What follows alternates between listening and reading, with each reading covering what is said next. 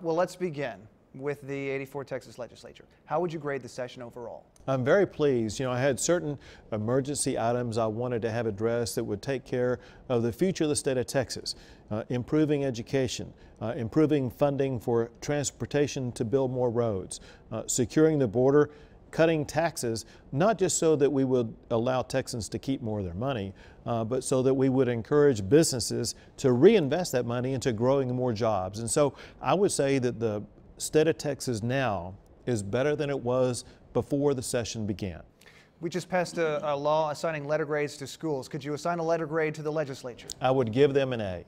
Anything that you had hoped to accomplish this session that maybe wasn't or wasn't to the degree that you had hoped for? Well, the only thing that I would say was half done was the ethics reform that I wanted to see achieved. I was pleased that we did see some meaningful ethics reforms passed, but I wanted more to be done.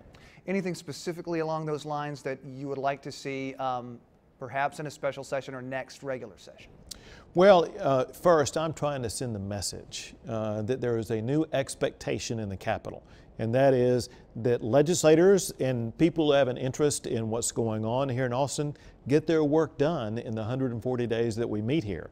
And we're not going to have these mulligans, these do-overs during special session after special session. So my hope is that we're not going to be having any special sessions. It's my intent as governor not to be calling any. What was the most significant accomplishment for you personally? There's not one in particular. There's several. It was essential that we secure the border. And so seeing that we were able to achieve what my goal was to secure the border was very, very important.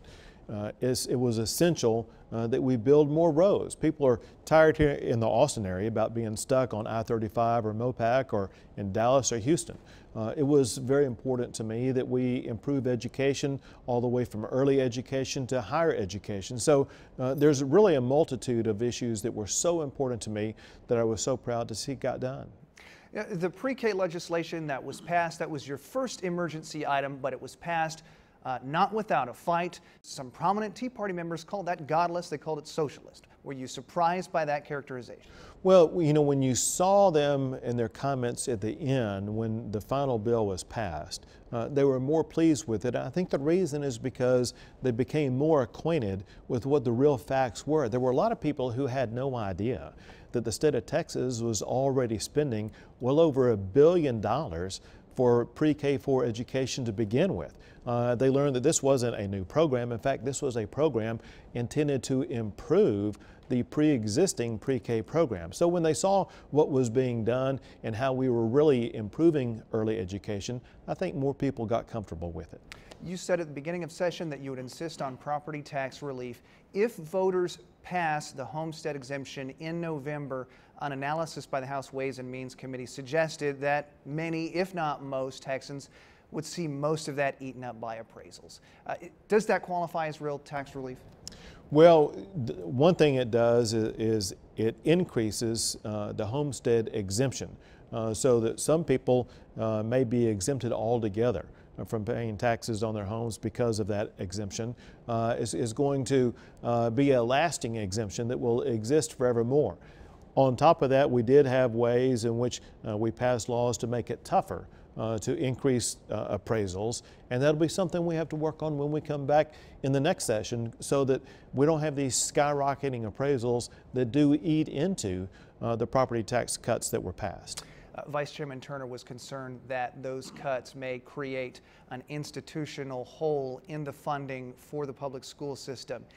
Do you think we could see a special session on school finance, or is this something that needs to be addressed school finance-wise in an upcoming session? The school finance is something that I do not anticipate needing a special session on. School finance is something that we deal with every single session, including this past session. And we want to continue to both fund our schools, but also do more than just focus on the money. We want to focus on the product of what we're providing to the students and to the parents, and make sure that we're providing the best product for the future generation. Do you anticipate the courts requiring a massive overhaul?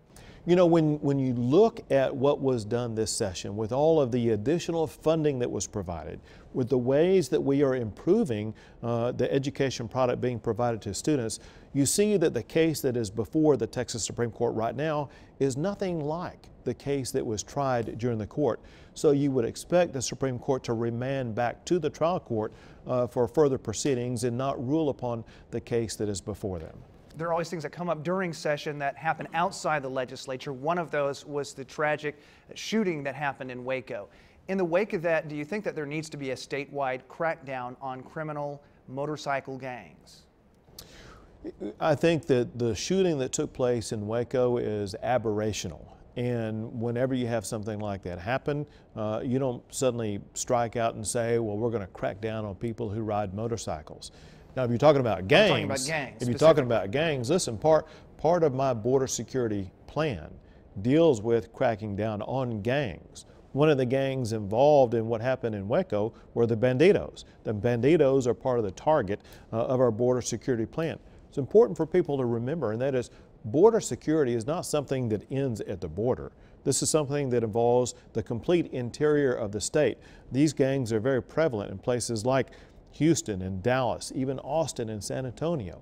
And so we have these ongoing efforts to disrupt gang operations in the state of Texas.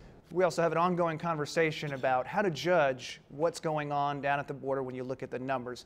$800 million in the budget going to border security efforts. A lot of questions, again, were raised this session on what kind of metrics will you be looking at to determine how that money is used and if it's used effectively. Have you gotten any further on what statistics we'll be looking at to determine that? There are two things that we want to achieve. One is we want to reduce illegal cross-border traffic.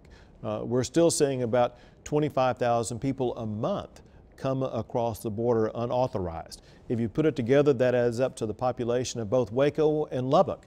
And so that has to be staunched.